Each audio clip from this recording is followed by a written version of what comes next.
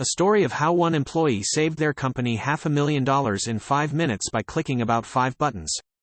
Edge computing provides huge opportunities, but there are equally large memory requirements. This post discusses how to improve memory use using software-defined memory. The latest beta features the ability to upload and work with files as well as multimodal support. The AI will now guess what mode to select based on context. Many problems can arise when you put someone without vision, charisma, passion, technical skills, or willpower in charge. There have been many big changes lately in CSS that make features previously only available through external tools a native part of the language. Ex-employees were awarded equity in the company at a valuation of $19 billion on Monday. At $45 per share, X's self-assessed value is at a 55% discount to Musk's original purchase price. The equity is in the form of restricted stock units, so employees will have to wait for a liquidity event to sell them. Employees will have to pay tax on any sales as income. Meta is launching a paid subscription for people aged 18 and older in the EU that will remove ads from Facebook and Instagram on the web for €9.99 per month and on iOS and Android for €12.99 per month. The subscription aims to address concerns by the EU about Meta's ad targeting and data collection practices. Free access with ads will remain available and the experience for non-paying users will not change. The ad-free subscription will initially apply across all linked Meta accounts, but the company will start charging extra for linked accounts starting in March 2024. A new particle accelerator known as a nanophotonic electron accelerator is around the size of a small coin.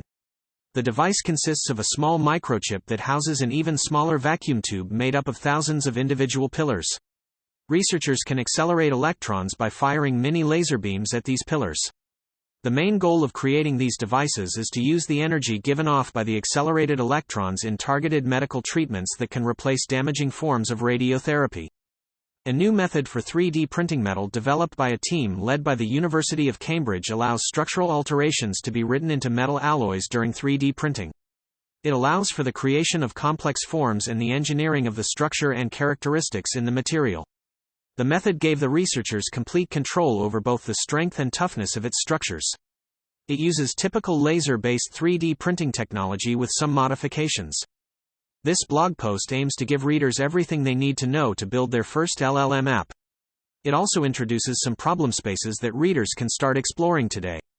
The blog covers the emerging architecture of LLM apps and the real-world impacts of LLMs. Resources for further reading are available. This article summarizes the results from Stack Overflow's job report, which looks at job insights from the tech community. New developers switch jobs more frequently than early and mid-career developers in the last 3 years. The decreasing amount of entry-level openings and the lack of perceived stability within the tech industry could be why developers are migrating out of the tech industry and exploring career changes. While Meta's Llama 2 is free for many, it was released under a limited license that doesn't meet all of the requirements of the open source initiative. Releasing AI models as completely open source may have potential risks and accountability issues for the companies that release them. Acknowledging these risks while providing an avenue for feedback isn't currently a standard part of the open source discussion, but it should be a norm for anyone creating AI models.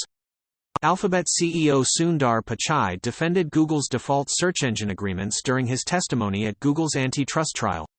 He also addressed the government's allegations that Google destroyed chat messages and described the company's relationship with Apple.